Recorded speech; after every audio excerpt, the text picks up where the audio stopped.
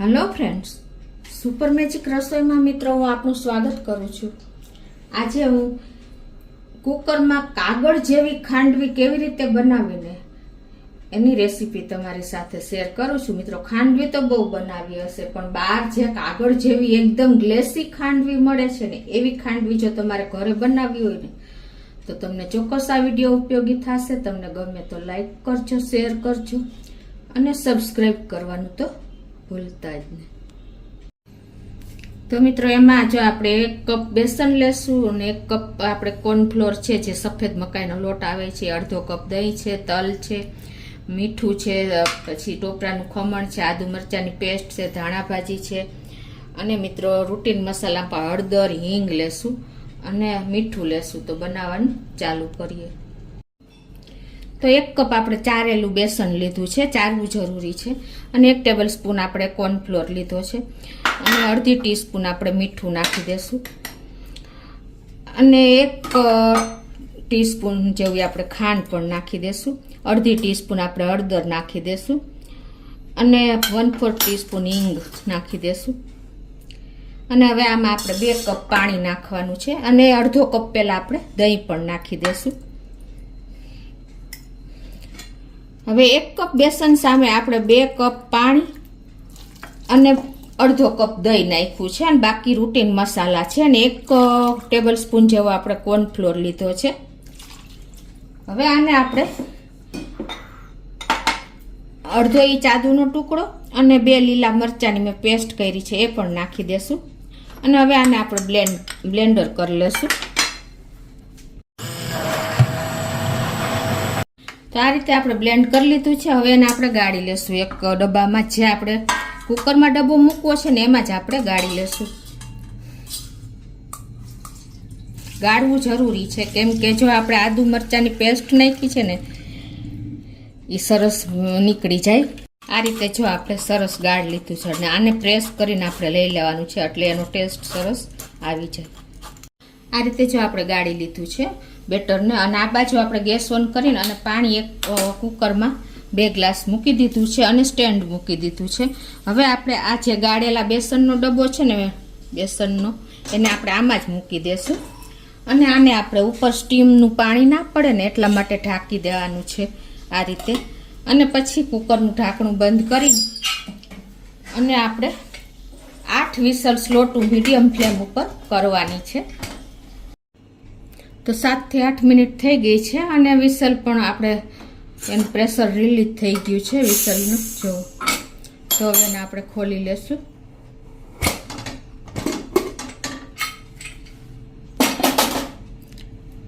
તો હવે આપણે ડબ્બો પણ બહાર લઈ લેશું। પાણી અંદર બિલકુલ નથી જવા દેવાનું, કદાચ ઉપર આવે તો।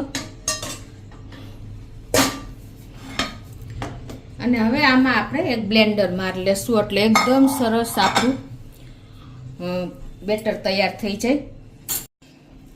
તો આ રીતે જુઓ, આપણે આને વિસ્કરથી પણ કરી શકો છો, પણ જો આ ગરમ ગરમ હોય તો તમારે બ્લેન્ડરથી કરવાનું, કાં વિસ્કરથી કરવાનું, કાં ચમચીથી એકદમ સરસ ફેટી લેવાનું। પણ તમારે મિક્સરમાં નાખશો ને તો આ ગરમ ગરમ ઉડશે, એટલે તમે ખાસ નોટ કરજો।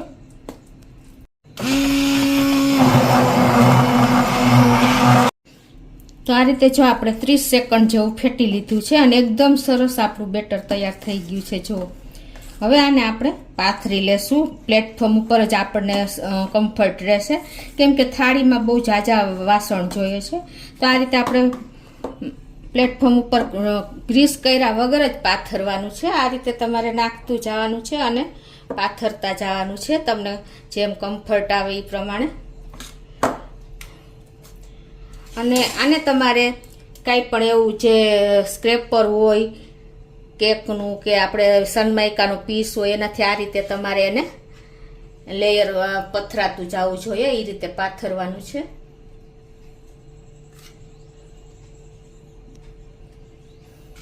તો આ રીતે જો આપણે સરસ પાથરી લીધી છે। હવે આને 1-2 મિનિટ સે ઠંડી થવા દેશું, પછી આપણે એના રોલ વારશું। તો આપણે પાથરું છે બેટર પણ જો એકદમ સરસ સુકાઈ ગયું છે। તો હવે આપણે એના પીસ રોલ વારી લેશું। તો એ પહેલા આ રીતે કટ મૂકી દેશું, તમારે જે સાઈઝના રોલ કરવા હોય એ પ્રમાણે તમે કટ મૂકી શકો છો.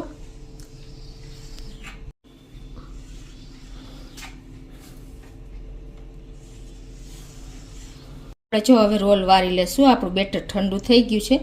આ રીતે તમે સ્ક્રેપરથી પહેલાં થોડુંક વાળી અને પછી આ રીતે તમે એકદમ એક આંગળીએ તમે રોલ વાળી શકશો. તો આ રીતે જુઓ મિત્રો છે ને, આપણે જે બહાર આપણે ખાંડવી લેવા જાય છે ને એવા જ આપણા રોલ તૈયાર થયા છે મિત્રો. મોટા રોલ જુઓ. ઠંડુ થઈ ગયા પછી આપણે જો એનો આ રીતે રોલ વાળતા જાશું. એકદમ સરસ આપણો રોલ તૈયાર થશે. એક હાથે તમારે રોલ વળી જશે મિત્રો. જુઓ છે ને, તો આ રીતે જો આપણે બધા રોલ વાળી લીધા છે અને હવે તમને બતાવી પણ દઉં કેવી આપણી ખાંડવી તૈયાર થઈ છે. જુઓ મિત્રો, એકદમ ટ્રાન્સપરન્ટ અને એકદમ કાગળ જેવી પાતળી. જુઓ મિત્રો છે ને, જુઓ. અને આમાં તમને તૂટશે પણ નહીં. જુઓ છે ને મિત્રો. હવે આપણે એનો વઘાર તૈયાર કરી લઈએ. ખાંડવી ઉપર નાખવાનો તો એક ગેસ ચાલુ કરે અને એક પેનમાં આપણે 1 ટેબલ સ્પૂન જેવું તેલ મૂકી દઈશું. સિંગ તેલ લેશું ને તો એનો ટેસ્ટ બહુ સરસ આવશે. અને આ તેલને ગરમ થવા દેશું.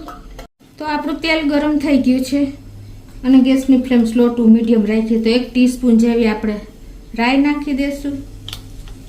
રાઈ ક્રકલ થાય એટલે અડધી ટીસ્પૂન જેવી આપણે હિંગ નાખી દઈશું અને 6 થી 7 આપણે લીમડાના પત્તા નાખી દઈશું અને આપણે 1 ટીસ્પૂન જેવા તલ પણ નાખી દઈશું. અને હવે આ વઘાર પણ આપણો ક્રકલ થઈ ગયો છે તો ગેસ બંધ કરી દઈશું અને એને આપણે ખાંડવી ઉપર રેડી દઈશું.